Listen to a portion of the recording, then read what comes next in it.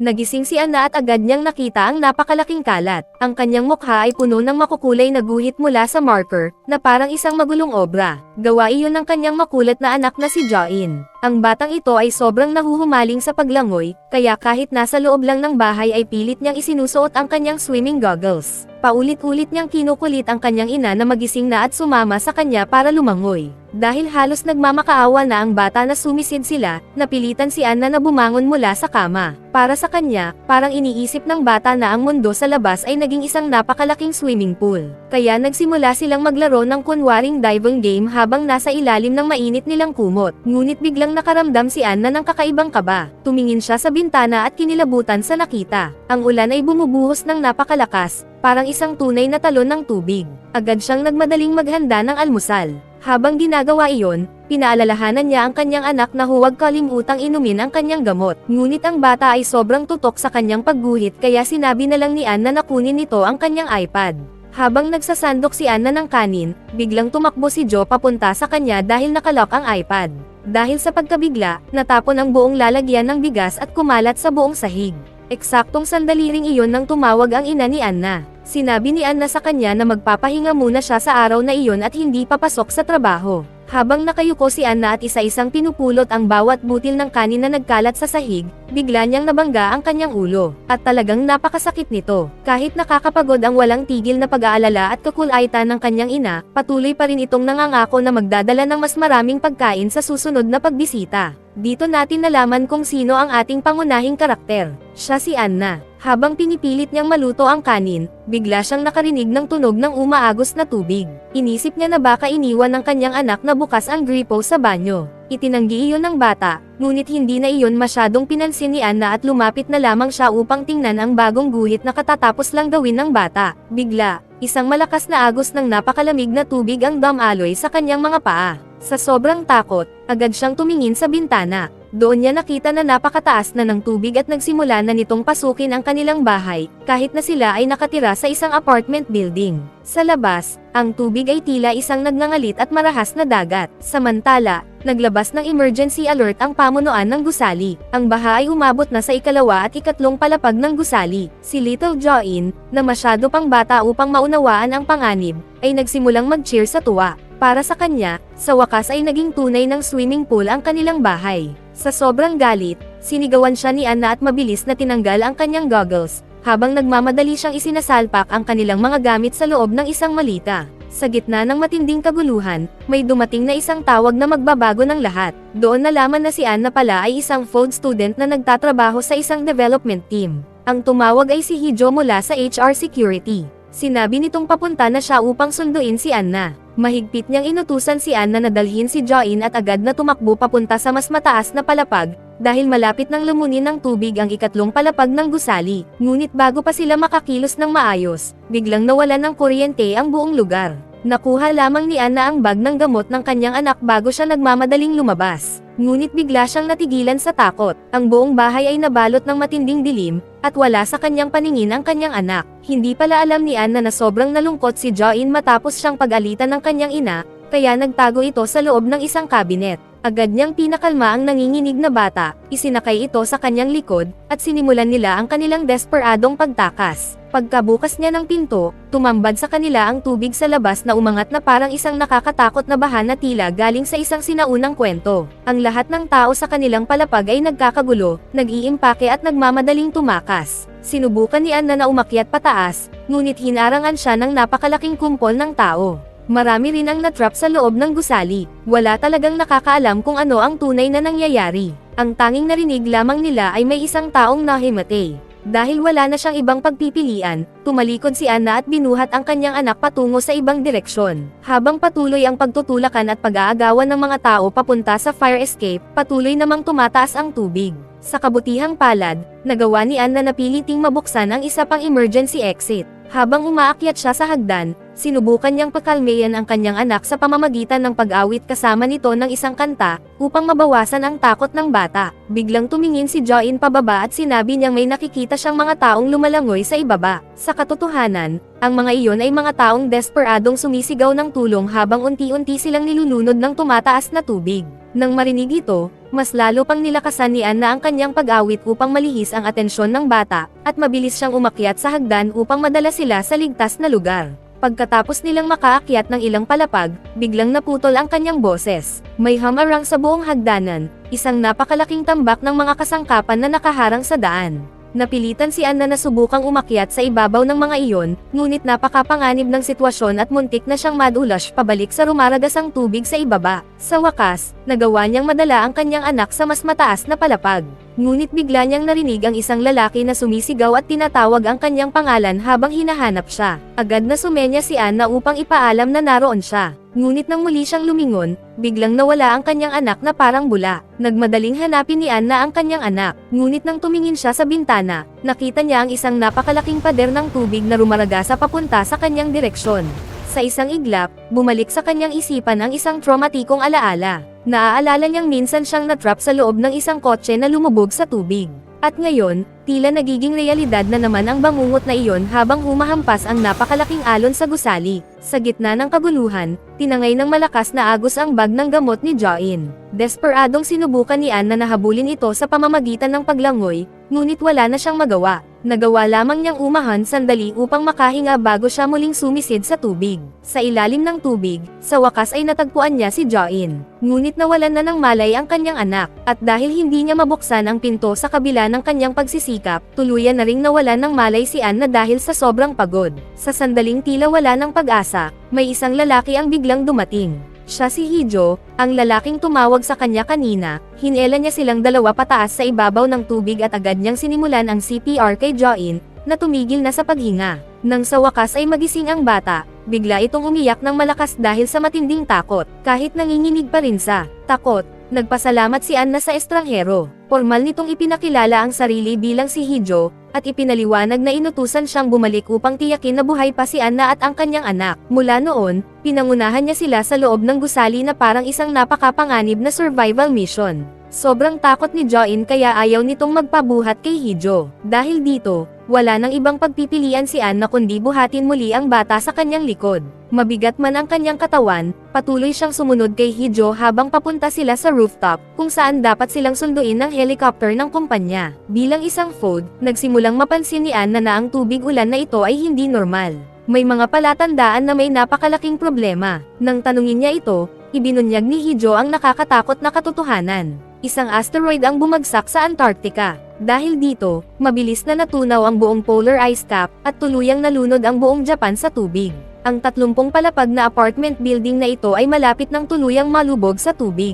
Ang mas nakakatakot pa, matagal na palang alam ng scientific community na mangyayari ito. Ngunit dahil wala silang paraan upang pigilan ang sakuna, nagpasya silang itago na lamang ang katotohanan. Sa madaling salita, hinayaan nilang harapin ng sangkatauhan ang pagkalipol ng walang kaalam-alam. Labis na nabigla si Anna nang malaman na inililigtas lamang siya dahil napakahalaga niya sa isang misyon na lumikha ng bagong sangkatauhan. Lumabas na si Anna at isa pang tao lamang ang dalawang individual sa buong mundo na may kakayahang bumuo ng tinatawag na emotion engine na ginagamit sa artificial intelligence. Ang isa pang taong iyon ay ang kanyang boss at research director, ngunit pinaniniwalaan ng patay ito. Dahil dito, si Anna na ngayon ang naging pinakamahalagang tao para sa kanilang koponan. Sinubukan ni Anna na ipaliwanag na ang emotion engine na kanilang ginawa ay isa lamang experimental prototype. Ngunit tila wala itong pakialam kay Hijo. Malinaw niyang sinabi na kung tatanggi si Anna, maaari niyang kanselahin ang helicopter at hayaan na lamang silang mamatay doon. Ipinaliwanag din niya na natapos na ng ibang research teams ang karamihan sa proyekto. Nakagawa na sila ng mga synthetic na katawan ng tao na may kakayahang mag-isip at magparami. Ang kulang na lamang ay ang emotion engine, at si Anna lamang ang makakapagbigay ng huling piraso ng palaisipan. Bigla namang umiyak si Join at sinabi nitong kailangan niyang pumunta sa banyo. Pinipilit sila ni Hijo na magmadali dahil kritikal na ang sitwasyon, ngunit napagtanto ni Anna na wala siyang dalang ekstrang damit para sa kanyang anak. Nang maunawaan ni Hijo ang sitwasyon, dinala niya sila sa isang kalapit na apartment upang makapagpalit ng damit ang bata. Habang nagmamadali si Anna na asikasuhin ang kanyang anak, tahimik namang sinuri ni Hijo ang kanyang baril at nagulat sa isang tao sa pamamagitan ng kanyang radyo, na sinasabing ligtas siya sa ika-15 palapag. Sinadya niyang huwag magsabi ng masyadong maraming detalye kay Anna, at binanggit lamang na sa ngayon ay maayos naman ang pakikipagtulungan nito. Sa sandaling makita niyang palabas na si Anna, Agad niyang pinutol ang komunikasyon. Sinabi niya kay Ann na kumuha ng ilang damit mula sa apartment upang makapaglinis at makapagpalit sila ng damit. Pagkatapos nito, nagsimula siyang magtanong ng seryoso tungkol sa emotion engine na matagal nang pinag-aaralan ni Anna. Binanggit niya kung gaano kakomplikado ang tunay na likas na katangian ng damdamin ng tao. At pagkatapos nito, nagbigay siya ng isang nakakatakot na babala. Kapag nakarating sila sa rooftop, siguradong maraming desperadong tao ang magmamakaawa na makasakay sa helicopter, kahit ano pa ang kapalit. Kaya malinaw na binalaan ni Hijo si Anna. Huwag niyang hahayaang makahadlang ang kanyang personal na damdamin. Sinabi niya kay Anna na huwag siyang magpapadala sa awa at huwag niyang susubukang magmakaawa para maisakay ang ibang tao sa helicopter. Pakiramdam ni Anna na maaaring malapit na ang katapusan, kaya hiniram niya ang communication device ni Hijo upang tawagan ang kanyang ina. Sa kabutihang palad, nakalikas na ang kanyang ina sa isang ligtas na lugar. Hindi mapigilan ni Anna ang kanyang pag-iyak habang paulit-ulit niyang sinasabi sa kanyang ina na mag-ingat ito. Ang kanyang ina naman, na parang nararamdaman ang kakilakilabot na mangyayari, ay desperadong sinabi kay Anna na mula ngayon ay dapat niyang unahin si Jo-in higit sa lahat. Magkasabay na umiyak ang mag-ina habang nangangako sa isa't isa na magsisikap silang mabuhay upang muli silang magkita. Ngunit bigla, may mga nakakatakot na sigaw na narinig mula sa kabilang linya ng tawag, at tuluyang nawala ang signal. Pagkababa niya ng tawag, napansin nilang may tumatagas na gas. Dahil sa takot na maaaring magkaroon ng pagsabog, agad silang tumakbo palabas ng bahay. Kahit sa gitna ng matinding kaguluhan, naalala pa rin ni Hijo na kumuha ng tuwalya at isang pares ng sapatos upang dalhin nila. Ang sitwasyon sa labas ay parang bangungot. Ang mga pasilyo ay nilamon ng apoy dahil sa pagsabog ng gas. Unang umakyat si Hijo sa ibabaw ng balcony railing at sinabi kay Anna na huwag matakot. Kailangan lang niyang iabot ang bata sa kanya. Agad na sinuot ni Anna ang kanyang sapatos at umakyat sa labas habang hawak si Jo-in. Ngunit sa sobrang takot, ayaw bitawan ng bata ang kanyang ina upang maabot si Hijo. Sa gitna ng kanilang pag-aagawan, nawalan ng balanse si Anna at tuluyang nahulog pababa sa tubig. Ang pagbagsak na iyon ay nagbalik muli ng isang traumatikong alaala. Para siyang natrap muli sa loob ng isang kotse na unti-unting lumulubog sa kailaliman ng tubig. Sa huli, nagawa niyang umahan sa ibabaw at kumapit sa isang lumulutang na karatula upang manatiling nakalutang.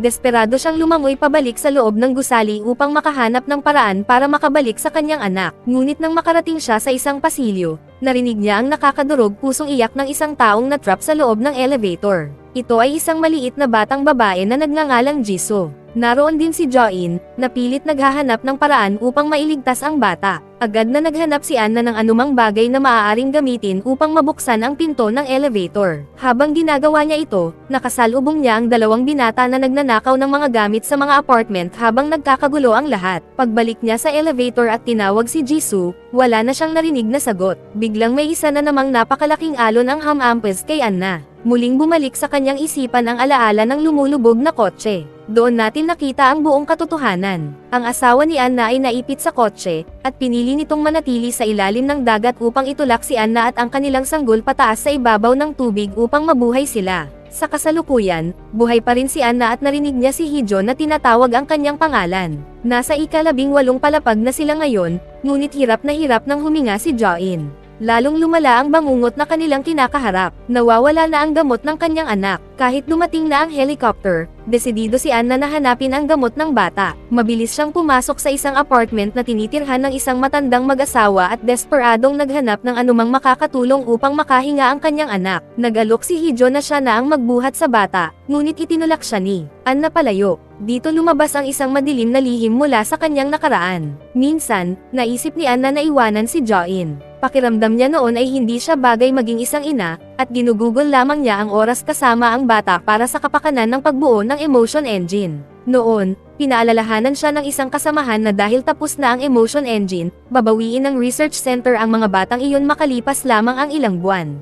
Mapait na sinabi ng kanyang kasamahan na marahil ay hindi na sana nila nilikha ang mga kawawang batang iyon. Sa kasalukuyan, umiiyak si Jo-in at humihingi ng tawad sa kanyang ina dahil hindi niya napigilan ang kanyang sarili at nabasa ang kanyang damit. Ngunit sa pagkakataong ito, hindi nagalit si Anna. Mahinang sinabi ng bata na napakasaya niya ngayong araw dahil nakasama niya ang kanyang ina buong araw. Dahil dito, parang nadurog sa 1,000,000 piraso ang puso ni Anna. Habang kumukuha siya ng tubig upang hugasan ang damit ng bata, bigla niyang nakita ang isang bihirang sinag ng araw na sumilip mula sa pagitan ng mga ulap. Lumapit si Hijo at binigyan siya ng malinis na tubig. Ngunit pagkatapos nito, nagbitiw siya ng isang malamig na katotohanan. Si Ann na lamang ang pinapayagang makarating sa huling destinasyon. Si Jo-in naman ay opisyal na kabilang sa listahan ng mga batang babawiin ng research center. Natigilan si Ann na sa narinig.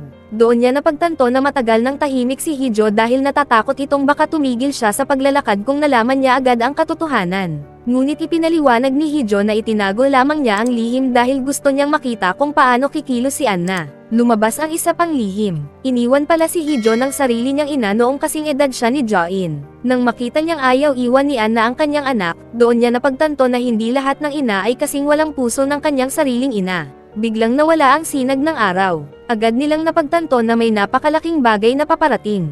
Mabilis silang tumakbo palabas ng bahay ng matandang mag-asawa upang makatakas. Samantala, sa isang nakakatindig balahibong katahimikan, patuloy lamang na pinapakain ng matandang mag-asawa ang isa't isa ng lugaw. Sa gitna ng napakalaking sakuna, tila payapa silang dalawa. Samantala, nagsimulang umakyat mula sa ibaba ang tubig ng may nakakatakot at marahas na lakas. Tinipon ni Ann na ang natitira niyang lakas at muling binuhat si Jo-in sa kanyang likod habang patuloy silang umaakyat sa mas matataas na palapag. Biglang napuno ang hangin ng napakasakit na sigaw ng isang babae. Buntis ito at malinaw na nasa gitna ng napakasakit na panganganak. Huminto si Ann na. Halos madurog ang kanyang puso sa naririnig. Ngunit biglang pumutol sa katahimikan ang malamig at matigas na boses ni Hee-jo, na mariing inuutusan siyang umalis agad sa lugar na iyon. Mabigat man sa kanyang dibdib, mahina lamang na humingi ng paumanhin si Ann na sa kanyang isipan at tumalikod sa babae. Nang makita ito, inosenteng nagtanong si Jo-in kung ano ang nangyayari sa babae. Napilitan si Ann na napigilan ang kanyang mga luha habang pinapakalma ang kanyang anak. Sa wakas, narating nila ang ika-29 na palapag. Ngunit biglang huminto si Ann na. Hindi na niya kayang gumawa ng isa pang hakbang. Hindi niya kayang iwan si Jo-in. Nang makita ni Hee-jo ang kanyang pag-aalinlangan, agad niya itong sinubukang ipaliwanag. Sinabi niya na may nangyari sa amo ni Ann na at sa isa pang bata. Ibig sabihin, si Jo-in na ngayon ang pinakamahalagang bahagi na kailangan ng sentro upang makumplito ang kanilang napakalaking plano. Iginiit niya na marahil ay may hindi pagkakaunawaan lamang, at magiging maayos din ang lahat. Sa huli, napapayag niya si Ann na sumunod sa kanya, papunta sa bubungan ng gusali. Pagdating nila roon, naghihintay na ang mga tao mula sa Darwin Center, at nakahanda na rin ang isang helicopter na umiikot na ang makina. Nagsimula silang magbasa ng isang formal na pahayag na nakalaan para kay Ann na bilang pangunahing mananaliksik. Si Hee-jo mismo ang nagbasa ng protocol ng malakas bago magsimula ang pagliligtas, habang nire-record ito bilang opisyal na ebidensya. Una, ang Research Institute, na hindi opisyal na bahagi ng United Nations, ay gagamit ng lahat ng kapangyarihan nito upang pigilan ang tuluyang pagkalipol ng sangkatauhan. Ikalawa, si Ann na ay pinangalanan bilang isa sa 49 na espesyal na mananaliksik, at kailangan niyang agad na magtungo sa laboratorio upang buuin ang emotion engine. At panghuli, kailangan niyang lubusang makipagtulungan sa lahat ng kinakailangang hakbang upang maisakatuparan ang mga layuning nabanggit. Ngunit agad pagkatapos ng seremonya ng pagtatalaga, ibinigay ang utos na kunin ang data ng bagong sangkatauhan. Ibig sabihin nito, kukunin nila si Jo-in. Bigla nilang brutal na itinali si Jo-in. Lubos na nagdurusa si Ann na. Humahagulgol siyang umiiyak habang nagmamakaawa kay Hee-jo na tulungan siya. Doon malamig na ibinunyag ni Hee-jo ang katotohanan. Hindi nalunod ang kanyang amo. Tumakas ito kasama ang sariling anak. Pinili nitong harapin ang kamatayan sa araw na iyon kaysa iwan ang kanyang anak na babae. Ipinaalala ni Hee-jo kay Ann na ang malamig na realidad ng kalikasan ng tao, at sinabi sa kanya na magpaalam na siya sa bata sa huling pagkakataon. Sa mismong sandaling iyon, pilit na tinurukan si Jo-in ng pampatulog, at nagsimulang walang awa na ahitin ng mga lalaki ang kanyang ulo. Sa matinding takot at pagkataranta, lumuhad si Ann na sa sahig at nagmamakaawa sa mga mananaliksik na hayaan si Jo-in na manatili. Ipinangako niya na tatapusin niya ang emotion engine kahit ano pa ang mangyari, kung ililigtas lamang nila ang bata. Ngunit malamig na tinanggihan ng mga kinatawan ng institusyon ang kanyang pakiusap. Biglang umalangaw-ngaw ang mga putok ng baril. Tinamaan si Hee-jo. Lumalabas na ang lahat ng tao sa bubungan na iyon ay nakatakdang maiwan at mamatay. Si Ann na lamang ang pinapayagang umalis. Sa sandali ng sukdulang kawalan ng pag-asa, biglang sumugod si Ann na at niyakap si Jo-in sa huling pagkakataon. Kaagad pagkatapos noon, pinaandar ng mga walang pusong mananaliksik ang isang surgical saw, naghahanda silang operahan ang bata. Si Hee-jo ay nakahandusay sa lupa, naliligo sa malalim na pulang dugo, habang pinapanood si Ann na inilalapit patungo sa helicopter. Ang data ng bagong sangkatauhan ay inilagay ng seremonyal sa isang selyadong lalagyang salamin at dinala palayo. Malamig nilang itinuro kay Anna ang daan patungo sa launchpad. Habang ilang spacecraft ang nagsisimulang umalis, narinig ni Anna ang isang mensahe mula sa direktor ng laboratorio. Nagbabala ito na sa loob ng 15 minutes, 10,000 piraso ng meteor ang babagsak sa Earth na tuluyang magpapawi sa sangkatauhan. Nagpalipad na ang sentro ng 7 rocket upang dalhin ang mga huling nakaligtas sa isang research station kung saan lilikhain ang bagong lahi ng mga tao. Gusto nilang likhain ni Anna ang damdaming makaina sa kanilang AI dahil naging matagumpay ang kanyang eksperimento kay Join. Sinabi ni Anna na gagawa siya ng isang ina na hahanapin ang batang iyon, at hinding-hindi siya titigil hanggat hindi niya ito natatagpuan. Ngunit sa mismong sandaling iyon, may isa pang spacecraft ang tumama sa isang piraso ng debris at sumabog mismo sa harap ng kanyang mga mata. Biglang nagbago ang eksena. Nagising si Anna, ngunit napupuno ng tubig ang silid. Pagkatapos ay tumunog ang kanyang telepono. Si Hijo iyon, na nagsasabing kailangan niyang lumikas kaagad at siguraduhing isama si Join. Sa sandaling iyon, bumalik sa isip ni Anna ang babala ng kanyang amo na balak ng kunin ng sentro si Join. Desidido siyang protektahan ang bata. Tiniyak niyang dala niya ang gamot ni Join. Muli niyang binuhat ang kanyang anak, iniwan ang lahat ng iba pang gamit, at muling nagtungo sa parehong hagdan ng dati ng nakaharang. Ngunit nang lumingon siya pabalik, ang kabilang hagdanan ay kasing siksik na rin ng mga tao. Nang makita niya si Hijo na naghahanap sa kanya, mabilis siyang nagtago. Bigla, isang napakalaking alon ang bumangga sa gusali, at niyakap ni Anna ang kanyang anak upang protektahan siya sa tama ng tubig. Hinela sila ng agos papunta sa itaas na palapag. Ngunit nang sa wakas ay makalabas si Anna sa ibabaw ng tubig, wala na ang kanyang anak. Nakikita niya ang batang nagpupumilit sa tubig habang ang bag ng gamot nito ay tinatangay ng agos. Sa sandaling iyon, gumawa si Anna ng desisyon. Iniwan niya ang gamot at muling sumisid upang hanapin si Join, pero nawala rin siya.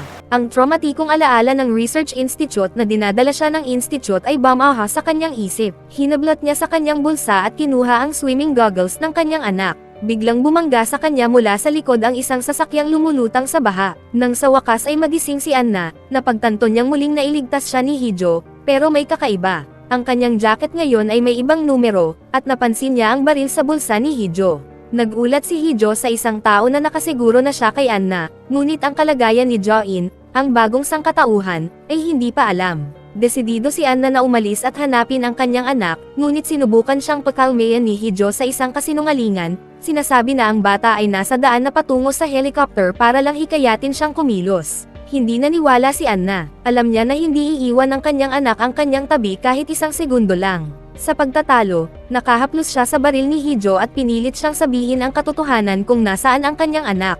Bigla, sumabog ang isang gas pipe na may malakas na tunog. Sa kabila ng kaguluhan, iginiit pa rin ni Hijo na wala siyang ideya kung nasaan ang bata dahil hindi pa niya ito nakikita. Pagkatapos ng pagsabog, buhay pa rin si Anna dahil naabutan siya ni Hijo sa kamay sa tamang oras. Ibinigay niya sa kanya ang matigas na babala, kung gagawa siya ng kahit ano upang saktan ang kanyang anak, hindi niya ito palalagpasin. Pagkatapos, gumawa siya ng matapang na hakbang at tumalon sa nagngangalit na tubig. Habang lumalangoy, narinig niya ang tinig ng kanyang anak na tumatawag sa kanya, katulad ng simula. Ngunit nang lingunin niya, nakita niya lamang ang anino ni Hijo na sinasabi na paparating siya upang kunin siya. Sumisid si Anna ng mas malalim sa gusali. Narinig niya ulit ang nakapanghihilakbot na iyak at tinanong ang bata sa elevator kung ang pangalan niya ay Jisoo. Naguguluhan ang batang babae. Paano malalaman ng babaeng ito ang kanyang pangalan?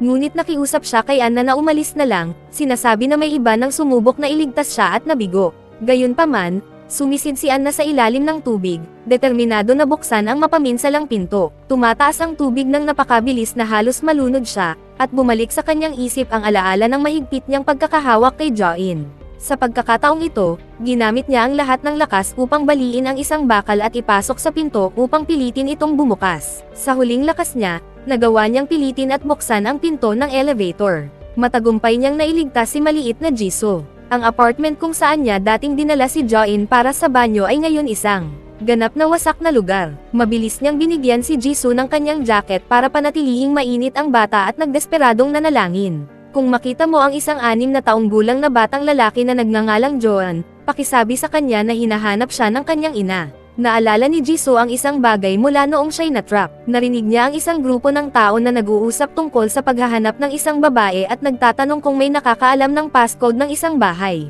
Bukod dito, naalala niya ang tunog ng mabigat na bagay na hinahatak sa sahig. Tumingin si Anna sa tambak ng debris sa hallway at naunawaan kung ano ang nangyari. Nagpaalam siya agad kay Jisoo at dali-daling umalis. Biglang nagbago muli ang numero sa kanyang jacket. Pumasok siya sa apartment ng matandang mag-asawa kung saan siya nagkubli dati habang nagmamadaling sinusuri ang mga kabinet. Nakita niya ang parehong mga looter mula kanina. Nag-alon ang galit sa loob niya. Kumbinsido siyang sila ang mga ham-arm sa kanyang anak. Biglang tumawag si Hee-jo mula sa kabilang panig. Tinatanong kung nakita na niya si Jo-in. Bago makasigaw si Ann na para humingi ng tulong o i-expose ang mga kriminal, hinawakan siya ng mga looter at marahas na hinatak papasok ng apartment para tuluyang patahimikin. Habang hinahatak siya sa loob, napatitig si Anna sa mga patay na katawan ng matandang mag-asawa na nakahiga sa nagyayelong sahig. Sa labas, desperadong sinusubukang basagin ni Hee-jo ang pinto para iligtas siya. Ngunit sa loob, naipit si Anna ng looter. Sa desperadong labanan para mabuhay, kinuha niya ang martilyo at pinagsikapan itong hampasin ang looter para sa self-defense. Ngunit hindi nag-iisa ang mga tulisan.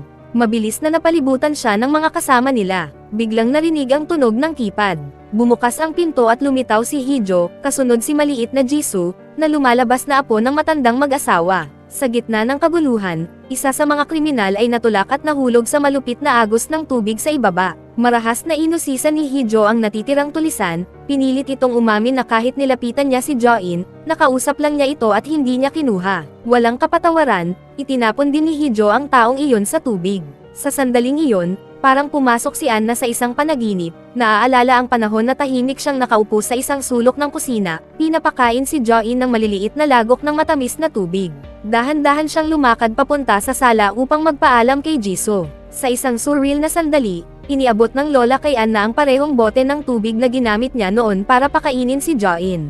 Nagdesperadong nanalangin si Anna kay Jisoo na sumama sa kanya, pero tumanggi ang bata. Sa labas, mahigpit na nagulat si Hee-jo sa kanyang mga nakatataas na determinado siyang mailabas si Anna kahit anong mangyari. Habang lumalabas si Anna, sinabi ni Hee-jo na tinawag na niya ang isang espesyal na search team, kaya kailangan lang niyang sundan siya papunta sa rooftop. Ngunit muling naalala ni Anna ang mga research na walang puso na may hawak na lag-ari kay Jo-in. Matigas niyang tinanggihan, sinasabi na oras na para sa gamot ng kanyang anak, at siya mismo ang hahanapin ito, kahit ano pa man ang mangyari. Hinabol siya ni Hee-jo, ibinato ang bawat dahilan upang pilitin siyang pumunta sa rooftop. Bumuhos ang luha ni Anna, nananaghili at nananalangin na tulungan siyang hanapin ang bata kahit isang huling beses. Si Hee-jo ay nagbulong lamang sa sarili niya na hindi naman sila malapit, ngunit patuloy siyang humihingi ng tulong. Pagkatapos, nagsimulang magduda si Hee-jo sa kanyang sariling alaala. Baka nagkita na sila noon sa isang lugar. Sa sandaling iyon, ang buong apartment complex ay lumiwanag parang isang mystical na maze sa gitna ng madilim na sakuna. Ini-inject ni Hee-jo si Anna ng stimulant para manatiling gising.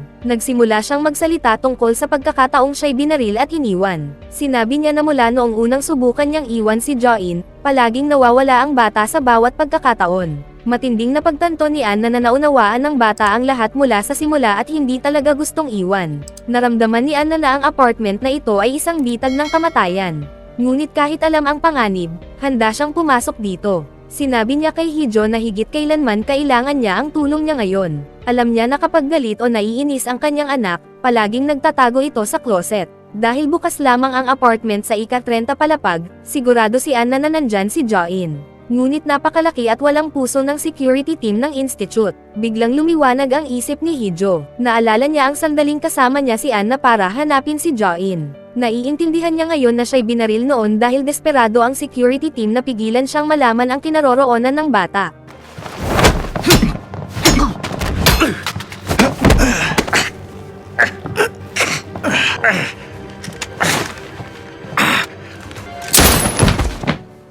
Muling napunta si Anna sa isang sulok. Kahit anong direksyon ang tahakin, siya na ngayon ang may hawak ng baril, naghahanap sa kanyang mga kaaway. Habang tumatakbo palabas, muli namang nagbago ang numero sa kanyang jacket.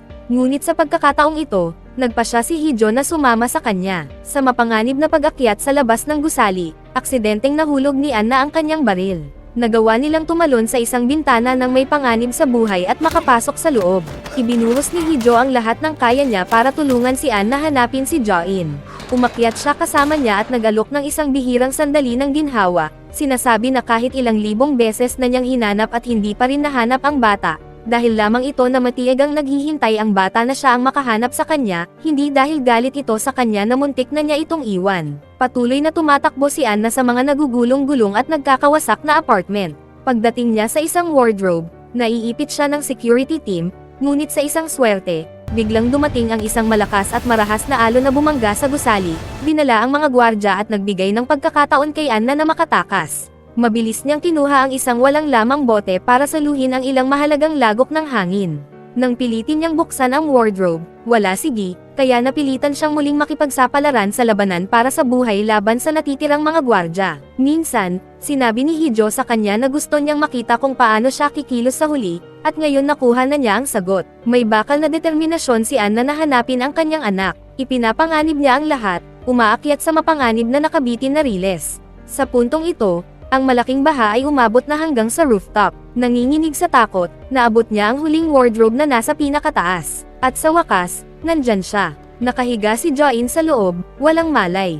Agad kinuha ni Anna ang bote ng tubig na daladala niya at binigyan siya ng inumin. Biglang bumuhos ang luha niya, umiiyak at humihingi ng paumanhin sa pag-iwan sa bata muli. Ngunit sa sandaling natatakot siyang tuluyan na niyang mawawala ito, marahang iniabot ng bata ang kanyang kamay. Sinabi ni Join na alam niyang babalik siya dahil sinabi niya sa kanya na gagawin niya ito. Pinapaalala niya kay Anna na bago sila magkahiwalay, sinabi niya sa kanya na magtago sa closet sa likod niya at nangako na hahanapin siya pagbalik niya. Matapos makaligtas sa bangungot, gumawa si Anna ng isang huling time na deklarasyon. Sang-ayon siya na maging subject sa pananaliksik. Ipinipilit niya na isama siya ng center kasama si Join dahil nandyan pa rin ito naghihintay sa kanya. Biglang yumanig ng malakas ang spacecraft. Ang mga bagay-bagay ay ibinato sa paligid na para bang nakaligtas lang sila sa isang malakas na banggaan. Walang habas na ikinakabit ng mga siyentipiko ang mga transmission cables sa katawan ni Anna.